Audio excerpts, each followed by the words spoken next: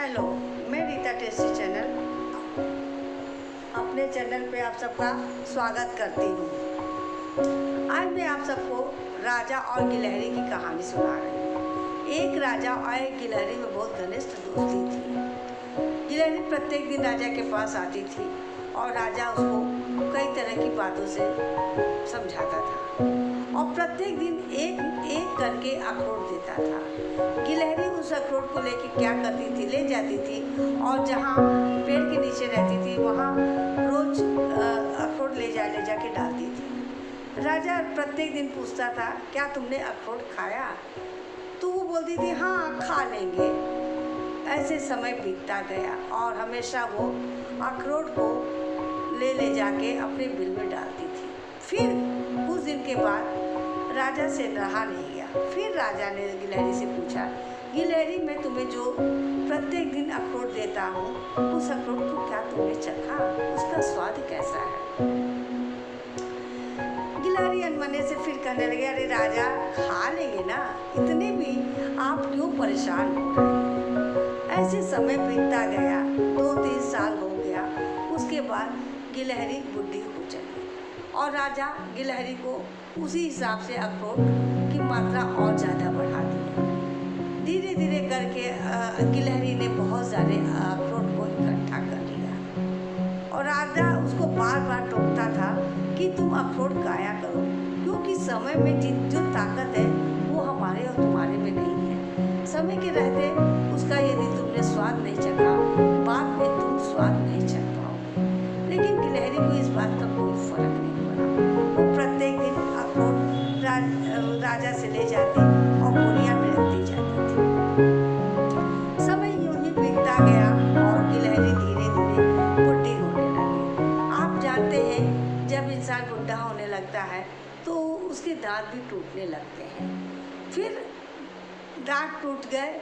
फिर राजा उससे बोला, क्या गिलहरी तुमने अखरोट खाया? बोला, नहीं, अभी 1-2 दांत टूट गए हैं, धीरे धीरे स्वाद हम ले लेंगे, कभी खा लेंगे, पहले हमको अखरोट इकट्ठा तो कर लेने दीजिए।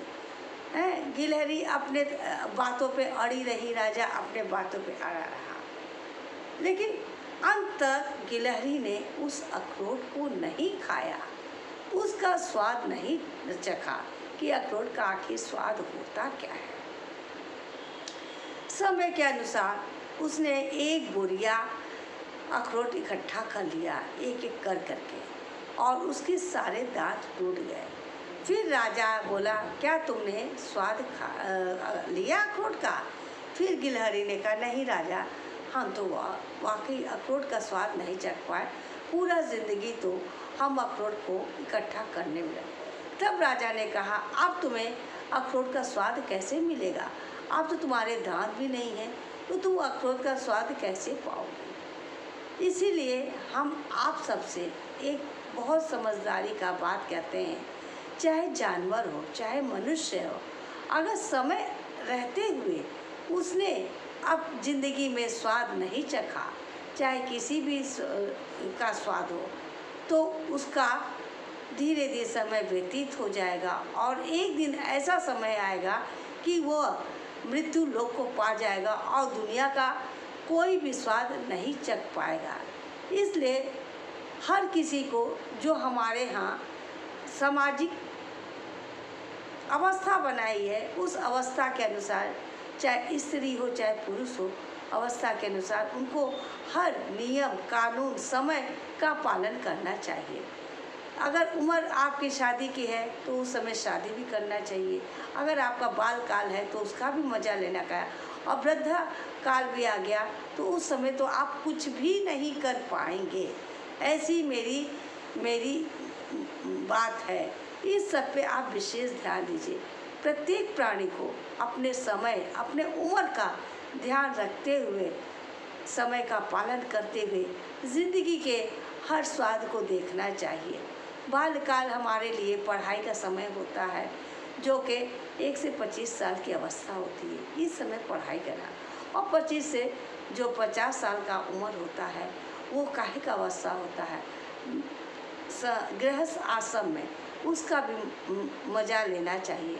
और 50 से 75 जो है पौण अवस्था आता है, उसके बाद वानप्रस्थ के लिए चला जाता है मनुष्य। उस समय हमको एक सन्यासी का रूप में रह करके मोह माया को त्याग करके भगवान में तल्लीन हो जाना चाहिए, भगवान में विलीन हो जाना चाहिए। अगर हम अपने बाल काल और सब अवस्थाओं का समय समय पे पालन नहीं करेंगे तो हम सोचते सोचते पूरा जीवन ऐसे बिता देंगे और उसमें हमको कोई आंतरिक सुख नहीं मिलेगा। और जब हम मृत्यु काल के पास जाएंगे तो मेरे मन में यही पछतावा रह जाएगा, हमने जीवन का पूर्ण आनंद नहीं उठाया। हम आप सबसे यही आग्रह करेंगे, हर चीज़ समय उम्र पे अच्छा लगता है, चाहे पढ़ाई हो, चाहे गृहस्थ आश्रम हो, चाहे वृद्धाश्रम हो, सबका समय समय पे पालन करते हुए हमको अपना जीवन यापन करना चाहिए। अंत में आप सबको मैं यही सलाह दूंगी, समय बहुत बड़ा बलवान है, इसके आगे चाहे राजा हो चाहे रंक हो, सबको झुकना पड़ता है। ऐसा कोई भी प्राणी नहीं है जो समय के आगे झुकना नहीं है। आज जो धनी है कल वो गरीब हो जाएगा, जो गरीब है वो धनी हो जाएगा। मनुष्य को अपने अंदर अहम में नहीं चलना चाहिए कि हम आज कार से चल रहे हैं तो हम हमेशा कार से चलेंगे। प्रकृति के चीज़ों को ना कोई समझा है ना समझ पाएगा। इसलिए समय रहते हुए हमको पूर्ण जिंदगी का आनंद उल्लास का फल चखना चाहिए। यदि जो नहीं चखता है उससे बड़ा कोई अज्ञानी मूर्ख मनुष्य है ये नहीं है। मनुष्य का जीवन हर कोई जानता है, 84 लाख योनियों में भटकने के बाद कर्म के आधार पे ही मनुष्य का जीवन मिलता है।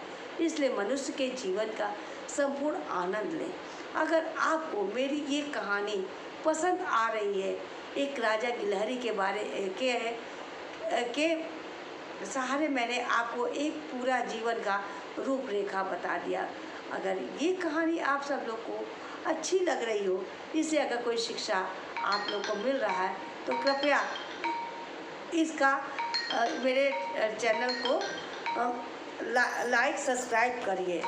धन्यवाद।